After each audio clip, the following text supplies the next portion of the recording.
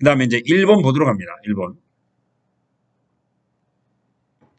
자, 일본 무로마치 막부. 제가 이제 여기다 간단하게 이제 일본 거 좀 정리를 해봤는데요.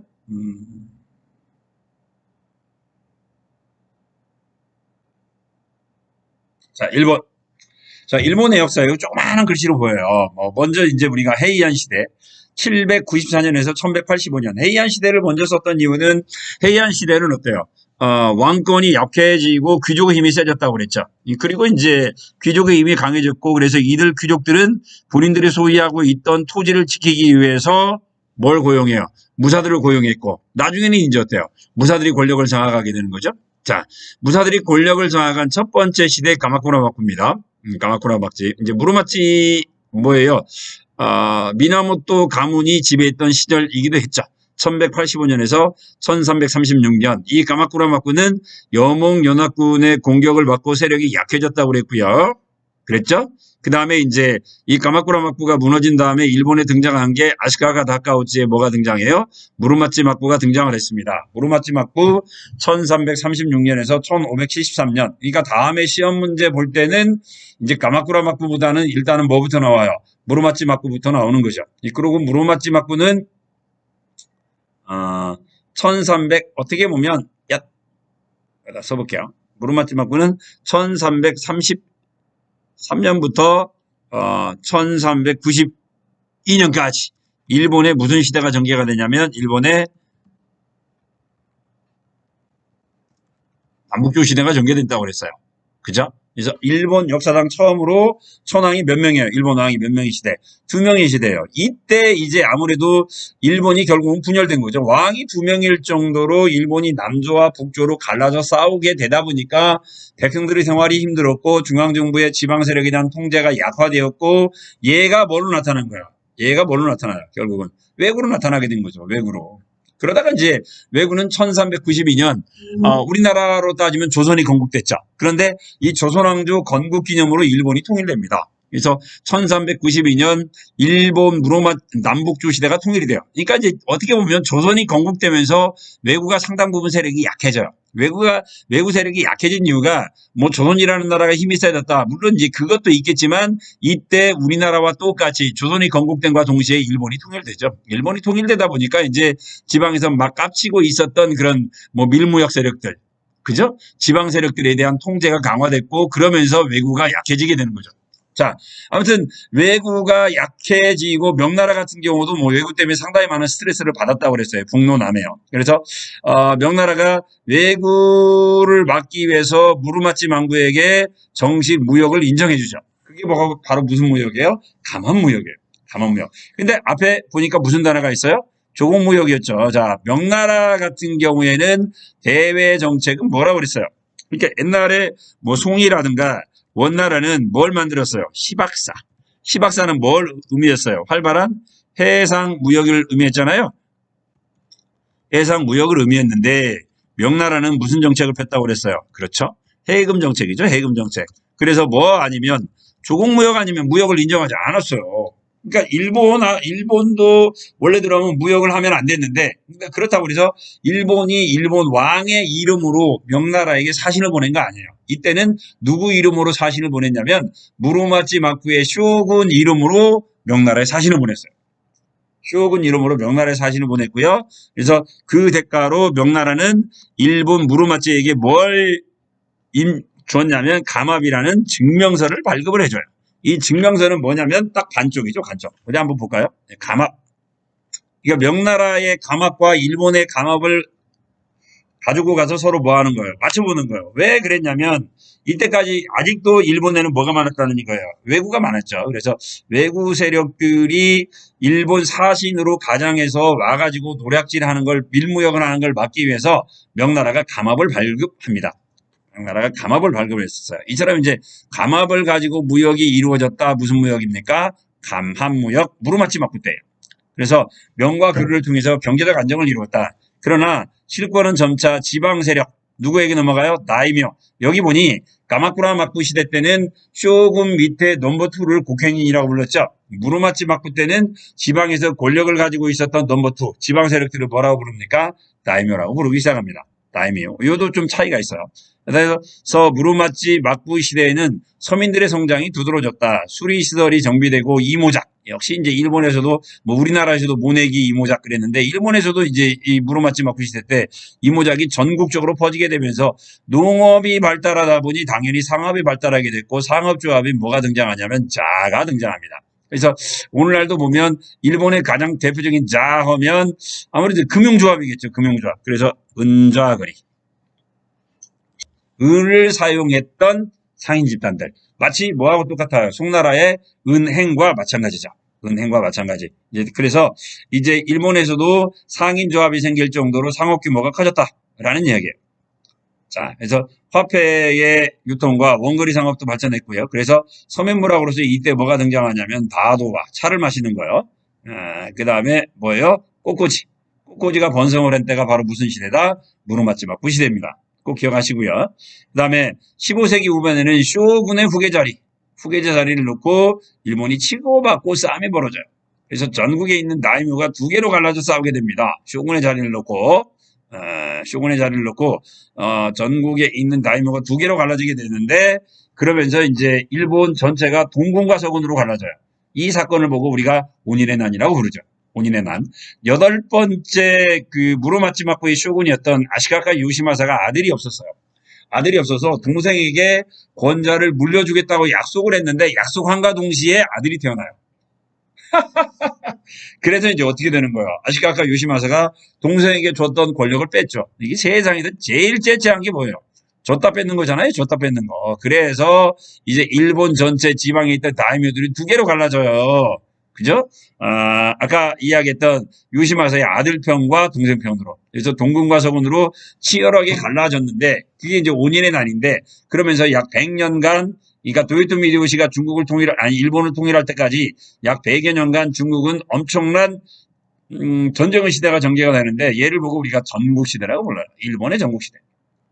그래서 아까 이야기한 대로 일본의 전국시대는 온인의 난부터 시작됩니다. 온인의 난. 얘는 이제 동아시아사에서는 주관식으로 많이 냈는데 세계사에서는 현재까지는 안 될 예정이에요. 안 될 예정. 그래서 약 100여 년간 일본 지방의 다이묘들이 치고받고 싸웠다. 전국시대고요. 이때 이제 통일 영웅으로 등장한 게 이제 첫 번째 오다 노부나가 있었고요. 그 다음에 오다 노부나가가 헨노지에서 사망을 하자 권력을 잡은 게 누구예요? 도요토미 히데요시였죠. 이 도요토미 히데요시가 전국을 통일한 게 1590년이에요. 그러니까 이놈의 새끼가 임진왜란을 일으킨 게 몇 년이니까 1592년이니까 일본을 통일하자마자 뭘 일으킨 거예요? 임진왜란을 일으킨 거였죠. 도요토미 히데요시. 그 다음에 이제 도요토미 히데요시가 사망한 이후에 이제 세 번째로 이제 일본을 다시 통일한 거 바로 누굽니까? 도쿠가와 이에야스죠. 에도마쿠입니다. 1603년. 에도마쿠요. 자, 에도 시대는 쇼군이 중앙과 직할지를 지배하였고 지방은 아직도 이제 똑같이 누구예요? 무르마치 막부 시대의 지방의 세력가들을 다이묘라고 불렀죠. 그래서 다이묘가 번을 통해서 다이묘가 지배하는 지방을 번이라고 불렀어요. 그래서 중앙의 막부와 그 다음에 지방의 번 합쳐가지고 에도 막부 시대 때의 통치체제를 우리가 뭐라고 부르냐면 막번체제라고 부릅니다. 바쿠한, 일본어로 하면 바쿠한 그러는데요. 막번체제라고 불러요. 자, 이때 이제 대표적인 제도가 바로 무슨 제도냐면 산킨 고타이 제도예요. 산킨 고타이 제도는 근데 뒤에 가서도 이야기하니까 제가 이야기를 조금 이따 가서 이야기를 지금 뭐 이야기하죠 뭐. 산킨 고타이 제도. 뭡니까? 지방에 있는 다이묘들이 1년에 한 번씩 6개월 단위입니다. 6개월 단위로 에도에 왔다가 자기 동네로 돌아가야 돼요. 그러니까 이제 예를 들면 이제 에도가 도쿄잖아요. 도쿄 옆에 있는 친구는 좀 괜찮겠죠. 왔다 갔다 하기가. 그래서 1년에 1년의 절반은 도쿄, 일본의 절반은 자기 땅. 그렇게 되는 거야. 근데 이제 멀리 있는 지역, 오사카 정도 딱 중간인데요. 오사카 정도는 왔다 갔다 하는데 돈이 어때요? 굉장히 많이 들겠죠. 근데 이제 저기 큐슈에 있는 지역, 뭐 큐슈 제 끝에 있는 게 가고시마인데 가고시마는 이제 6개월 단위로 왔다 갔다 하다 보면 갔다가 다시 또 돌아와야겠죠. 그죠? 그러니까 1년 365일 가운데 한 절반을 길거리에서 시간을 버리게 만드는 거예요. 그러니까 아까 이야기한 대로 애들로부터 먼 지역에 있는 다이묘일수록 요 상킹고타이제도 왔다 갔다 하면서 쓰는 돈이 많겠죠. 그래서 이제 어때요? 지방에 있는 다이묘들의 세력을 약화시키는 거예요. 당연히 에도로부터 먼 곳에 있는 다이묘는 에도마쿠의 말을 안 듣는 놈이었을 거고요. 에도마쿠로부터 가까운 지역에 있는 다이묘들은 뭐예요? 쇼군의 말을 잘 듣는 친구였겠죠. 아무튼 요 쌍킹 고타이 제도를 통해서 에도마쿠는 중앙에 있는 쇼군의 힘을 강화시킵니다. 그런데 아까 이야기한 대로 다이묘들이 움직일 때마다 1년의 절반 정도는 길거리에서 있었단 말이에요. 이제 그러다 보니 애들이 움직이면서 돈을 겁나게 많이 쓰게 된 거죠. 이렇게 요즘으로 따지면 고속도로 휴게소에 해당되는 지역마다 상업이 굉장히 많이 발달하게 돼요. 상업이요. 그래서 이 상킹 고타이 제도는 일본 상업과 도시가 발달하는 아주 중요한 배경이 돼요. 아주 중요한 배경. 우리나라는 조선시대에 도시가 발달하지 못했어요. 왜 도시가 발달하지 못했냐면 돈이 가장 많은 양반들이 움직여요, 안 움직여요? 돈 많은 양반들이 안 움직였던 거죠. 이게 돈 많은 양반들이 안 움직였다는 이야기는 돈이 안 움직였다는 이야기예요. 그러다 보니 우리나라는 조선 후기에 도시가 발달하지 못하고 상공업도 발달하지 못한 거예요. 우리 조선 후기의 양반들은 어때요? 내가 장날이 돼서 시장에 가느니 어때요? 시장이 나한테 왔죠. 시장이 나한테 와야 돼요. 그게 바로 우리 조선시대 양반이었단 말이에요. 그러니까 어떤 것이 상공업이 더욱더 그 다음에 도시가 발전했을 건가는 뻔히 보이는 거죠. 그러니까 이제 쌍킹 고타이 제도가 오늘날 근대 일본을 만들었던 저는 가장 대표적인 제도라고 저는 개인적으로 생각을 해요. 자, 그 다음에 에도마쿠 시대의 무사들은 병농분리, 얘도 꼭 알아두세요. 병농분리. 이건 도요토미 히데요시가 만든 거예요. 도요토미 히데요시가. 도요토미 히데요시, 찌바사 히데요시인데요. 얘 자체가 뭐예요? 얘 자체도 아주 가난한 소작농 출신이었죠. 이게 농민 출신으로서 국가 최고 권력자가 됐어요. 그런데 하극상인 거죠. 일종의 본인은 하극상으로 국가 최고 권력자가 되기는 했는데 되고 나서 보니까 안 좋은 거예요. 왜? 무수히 많은 사람들이 권력의 꿈을 꾸고 있다 보니 중앙에 있는 다이묘들의 세력이 약해지겠죠. 그래서 도요토미 히데요시는 병농을 분리시켜버려요. 그래서 즉 이제 농민들은 더 이상 뭐가 못 돼요? 무사계급이 못 되게 만들어요.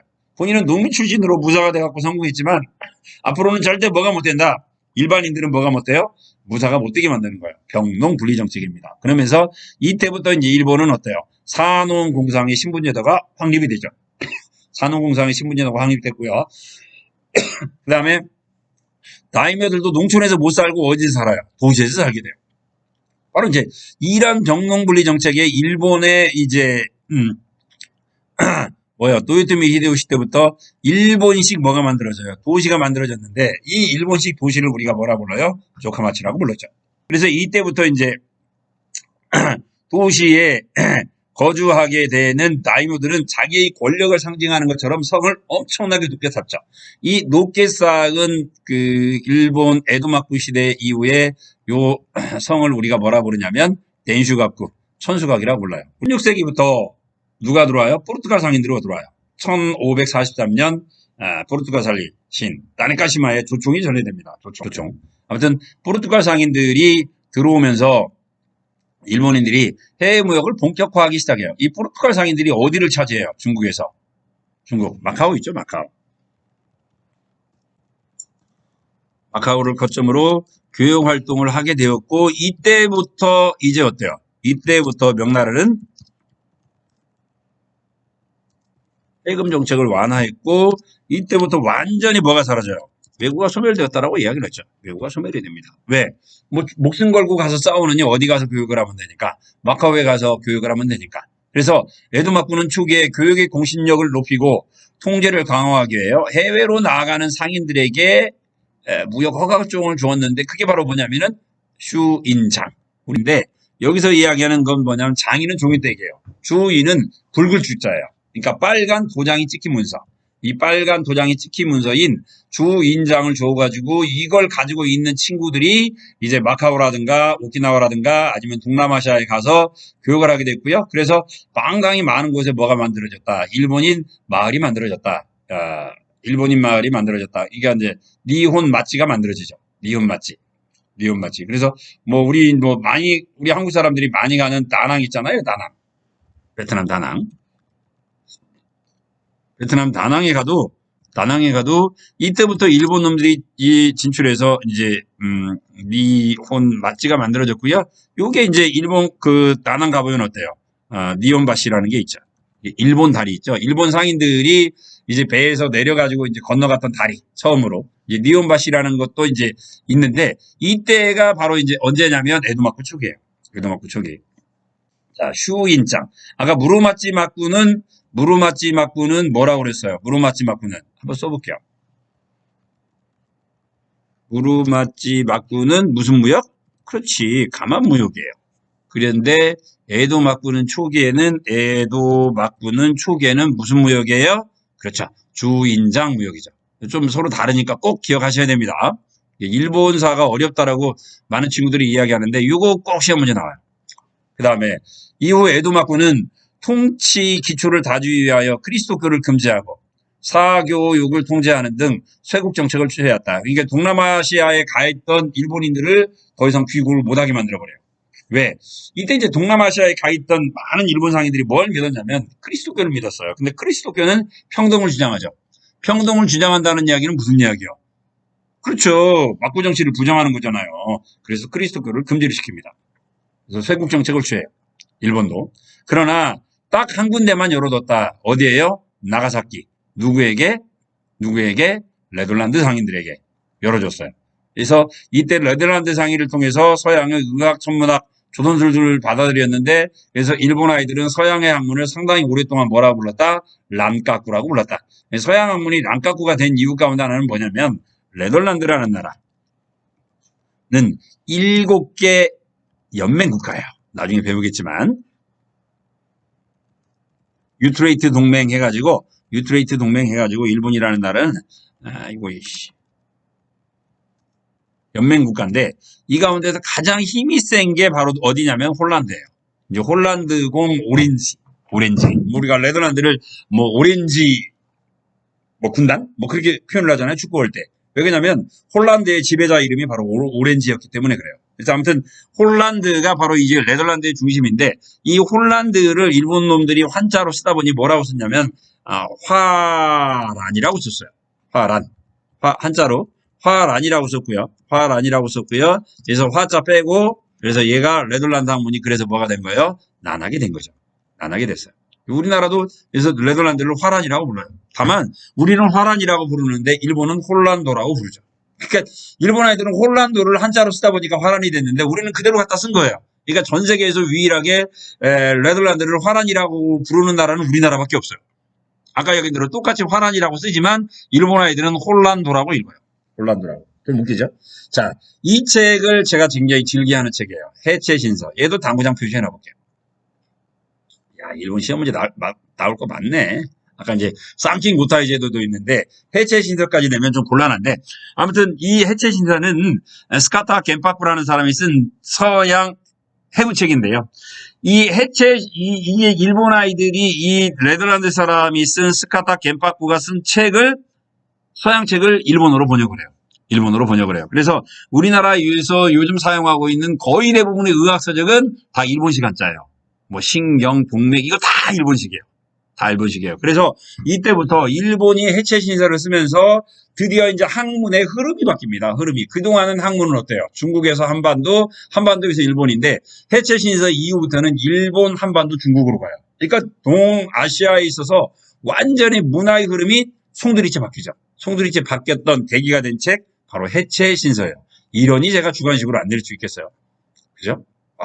동아시아에서 이제 어때요? 학문 교류의 흐름이 바뀐 책 해체 신서라고 보시면 되겠고요. 아까 이야기한 대로 네덜란드 사람들이 와서 교육을 했던 섬 이름이 뭐냐면 대지마예요. 대지마. 한국말로 하면 출도예요.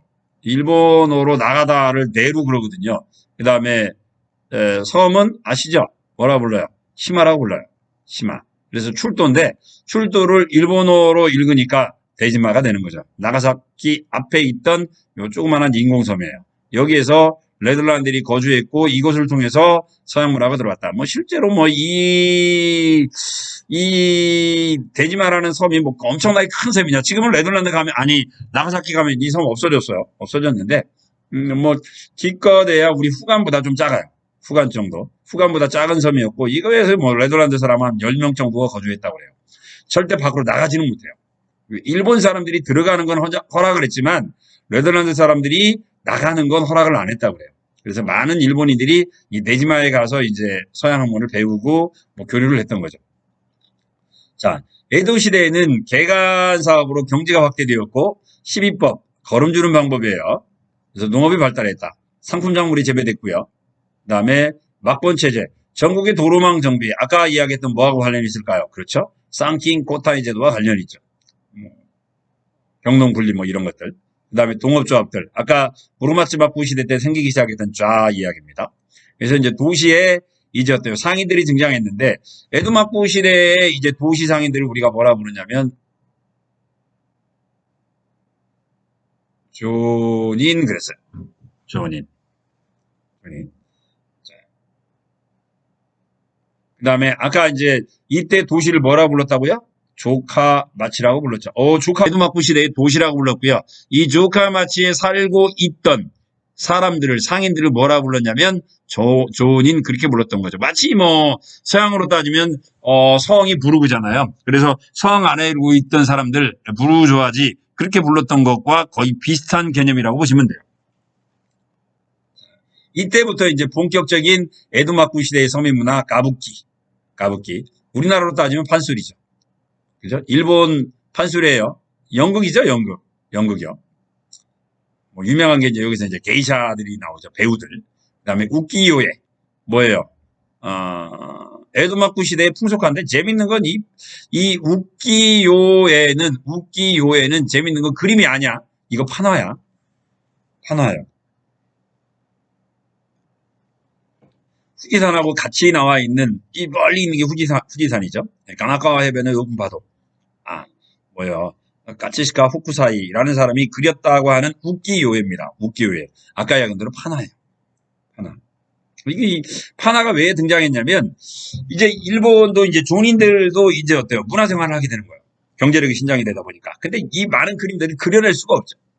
그려낼 수가 없어요. 근데 이걸 보급을 하고 싶은 거야. 그림을 찾는 사람들이 많으니까.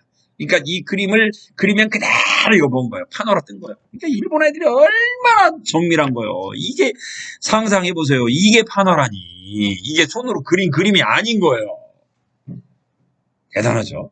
그러니까 이 시대 때 아까 신분질서, 병농분리와 관련이 있어요. 병농분리. 그죠? 꼭 써놓으세요. 병농분리. 교육대미대우시. 성략을 체제에 유지하기 위한 관학으로서 중시했고 양명학도 성향하였다. 그러다가 18세기 후반에 일부 학자들은 고전과 고대사 연구를 통해서 유교, 불교 등 외래 사상 이전의 고대 일본 정신으로 돌아가자는 국학운동.